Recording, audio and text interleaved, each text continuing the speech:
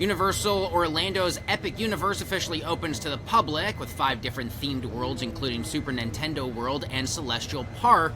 It's bound to be on the to-do list for many families heading to the Central Florida area. Here to talk more about what it has to offer, and as well as the general theme park business, is Chris Rogers. He's Assistant Dean at Purdue Polytechnic and a professor focused in theme entertainment design. It is great to have you here. Give us some necessary context to these stories as of late.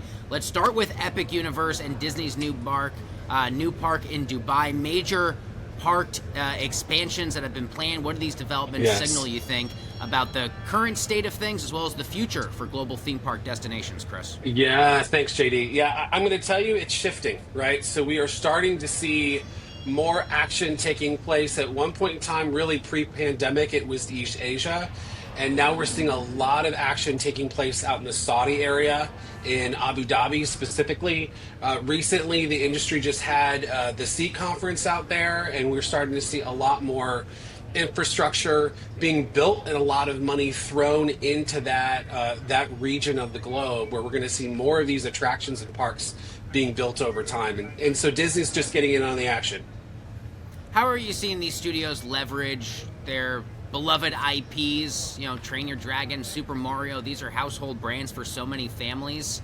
I feel like they're using them largely in an effort to kind of redefine the guest or in-park experience. Absolutely. I mean, it used to be that you would have these the physical creation centers creating the IPs themselves. Now they're all leveraging their film studios, animation studios, and then building those out physically so that the guests can actually walk through and be a part of the stories that they love. They're already fans of the films, they're already fans of the TV shows, and now they get to go experience it.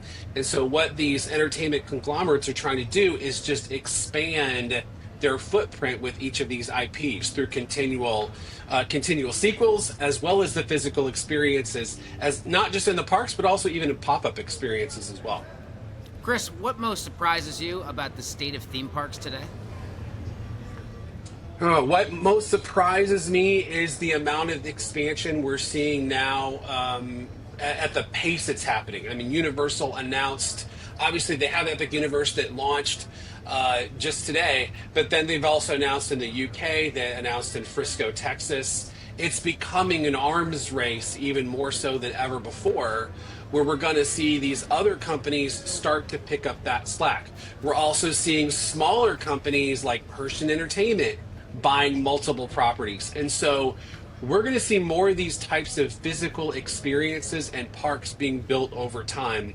Expect rapid growth between now and 2030. Chris, I'd also imagine the technology changes a bit for people and families who show up to these parks. Things like artificial intelligence, AR, VR, cool tech wearables. What does that conversation look like for people who maybe haven't been to the parks in a while and are thinking about taking their families soon? Yep, you're going to see more of it. Specifically right now, you're going to see more inclusion of a personalized experience through near-field technology, radio frequency technology, obviously AR within rides specifically. AI is coming. I don't think it's there right now. I think there's opportunity for it to create a personalized experience, and we're starting to see it in smaller venues like museums.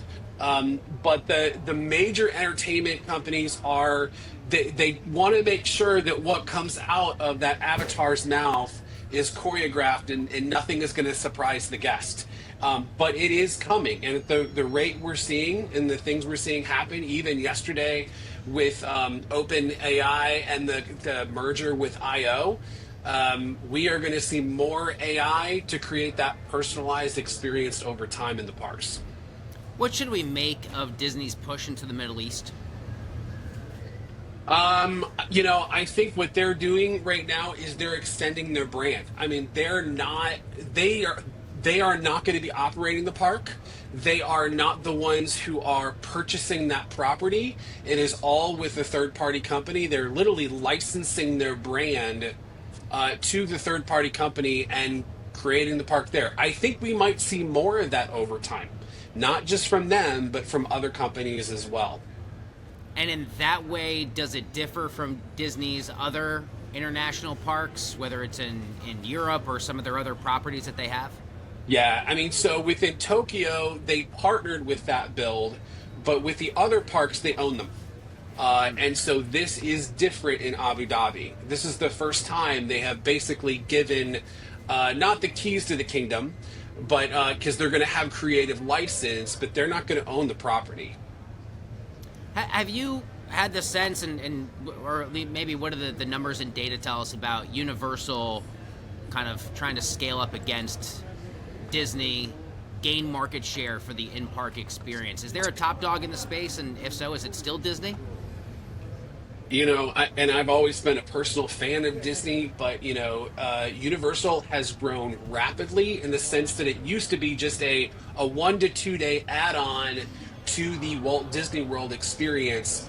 With the advent of Wizarding World of Harry Potter in 2 of the parks, they became a 3 to 4 day experience.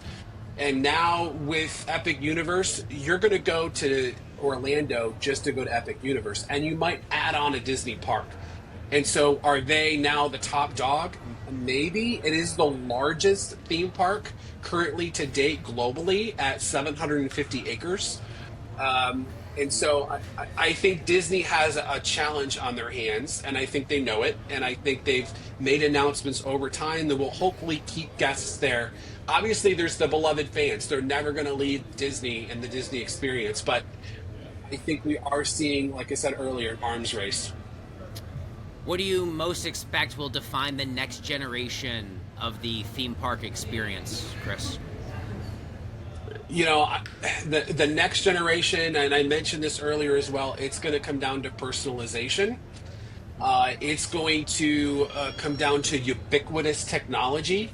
And so, I don't think the answer is you're going to walk around in a queue line with a phone in front of you.